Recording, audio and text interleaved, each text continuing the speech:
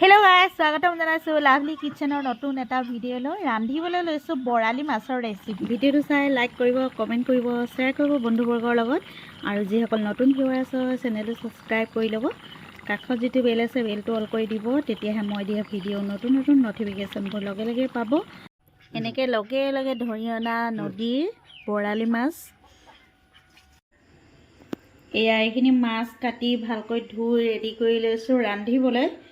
একেবাৰে সিম্পল কৰি ৰান্ধিম, একেবাৰে সহজ পদ্ধতিত। লগতে লৈছো বিলাহী 3টামান কাটি লৈছো আৰু এয়া পিঁয়াজ কাটি লৈছো, ডাঙৰ সাইজৰ এটা, নহৰু এটা, আদা এটুকুৰা আৰু লগত লৈছো নিমখ, হালধি আৰু ৰেড চিলি। এইফালে এটা পিঁয়াজ কাটি লৈছো তেল মাৰিবলৈ আৰু পাঁচফোৰণ লৈছো অকণমান। আৰু এই পিঁয়াজ নহৰু আদাখিনি মই পেষ্ট বনাই লম এটা মিক্সি গ্ৰাইণ্ডাৰতে। পিঁয়াজ লৈছো,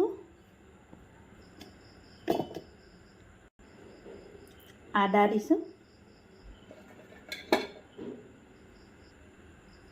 নহৰু দিছো, এতিয়া পেষ্টটো বনাই লওঁ। মাছখিনি ইয়াত লৈ লৈছো, ইয়াত নিমখ হালধি অলপ মিক্স কৰিম।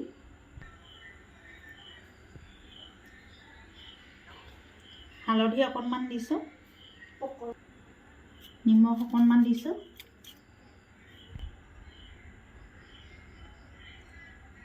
এক চামুচ কাচি ঘানি ধাৰা মাষ্টাৰ্ড অইল দিছো, আদা নহৰু পিঁয়াজৰ অকণমান পেষ্ট দিছো। এই সকলোবোৰ মিহলি কৰি দিছো ভালদৰে, নিমখ হালধি আদা নহৰু পেষ্টটো, আৰু লগতে দিছো অকণমান। মাছখিনি এফালে মেৰিনেট হৈ থাকিব আৰু আনফালে মই কেৰাহীখন তুলি দিওঁ। কেৰাহীত এইখিনি বাকী ইনগ্ৰেডিয়েণ্টছখিনি ভাজি ল'ম। কেৰাহীখন গৰম হৈ গ'ল। এতিয়া তেল লৈছোঁ, ধাৰা কাচি ঘানি মাষ্টাৰ্ড তেল। এইটো মই বহুত দিনৰ পৰা, বহু বছৰৰ পৰাই ব্যৱহাৰ কৰি আছোঁ আৰু এইটোত আমি ভাল পাইছোঁ, একেবাৰে স্বাস্থ্যৰ কাৰণে ভাল। সেইটো কাৰণে এইটো আপোনালোকেও খাই চাব। অলপ কমকৈ তেল এড কৰি তৰকাৰী ৰান্ধিলেও খাবলৈ টেষ্টি হয়। এয়া 100 গ্ৰামতে তৰকাৰী খাবলৈ টেষ্টি হৈ যায়। পাঁচফোৰণ দিছোঁ অকণমান, পিঁয়াজ এড কৰিছোঁ,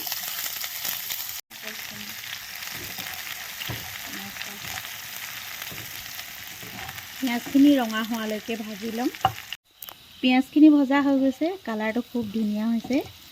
এতিয়া ইয়াতে হালধি, নিমখ, ৰেড চিলি এইখিনি এড কৰি দিছোঁ।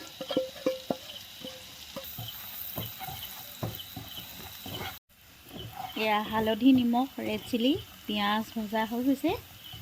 এতিয়া ইয়াতে এড কৰি বিলাহীখিনি কাটি লোৱা।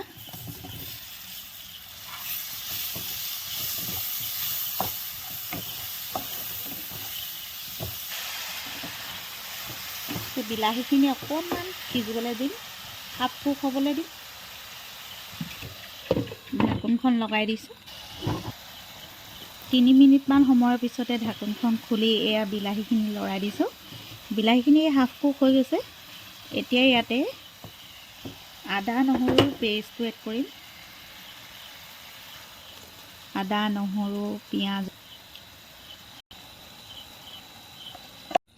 মিক্সাৰ বাতিটো ধুই অকণমান পানী এড কৰি দিছোঁ। এতিয়া ভালকৈ মিহলি কৰি দিছোঁ। এইখিনি আৰু 3 মিনিটমান সময়ৰ কাৰণে ঢাকোনে ঢাকি ৰাখি দিম আৰু অকণমান উতলিবলৈ দিম। আদা নহৰু পিঁয়াজৰ পেষ্টটো যাতে বিলাহীৰ লগত মিহলি হৈ যায়। 3 মিনিট সময়ৰ পিছত ঢাকনখন তুলি দিছোঁ।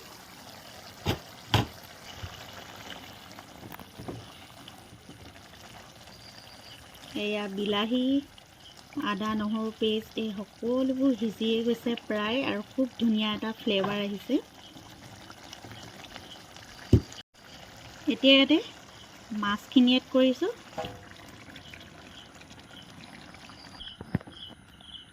ভালদৰে মিহলি কৰি দিছোঁ। এতিয়া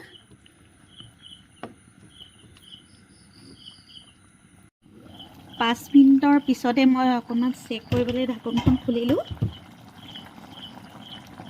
এয়া ইলুটি শিলুটি কৰি দিছোঁ লাহে লাহে। মাছখিনি হাফ কুক হৈ গৈছে। আৰু 5 মিনিটৰ কাৰণে ঢাকি ৰাখি দিম।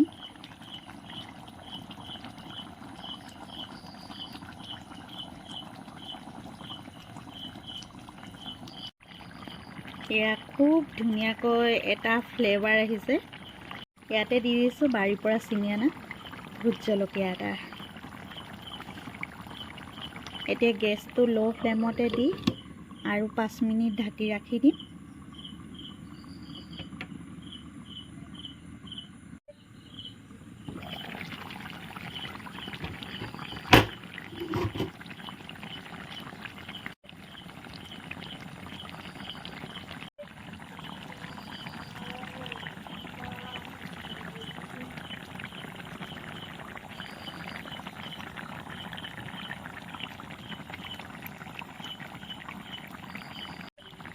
এয়া নদীৰ পৰা ধৰি অনা বৰালি মাছৰ তৰকাৰী আজি মোৰ প্ৰায় 20 মিনিটতে ৰেডি হৈ গৈছে। এয়া আপোনালোকেও এনেকৈ ৰান্ধি খাই চাবচোন, খাই কেনেকুৱা লাগিলে কমেণ্ট কৰি জনাব। ভিডিঅ'টো চাই লাইক কৰিব, কমেণ্ট কৰিব, শ্বেয়াৰ কৰিব বন্ধুবৰ্গৰ লগত। আৰু যিসকল নতুন ভিউৱাৰ আছে চেনেলটো ছাবস্ক্ৰাইব কৰি ল'ব। কাষত যিটো বেল আছে বেলটো অল কৰি দিব, তেতিয়াহে মই দিয়া ভিডিঅ' নতুন নটিফিকেশ্যনবোৰ লগে লগে পাব। নেক্সট এটা ভিডিঅ'ত লগ পাম। আজিলৈ বাই বাই।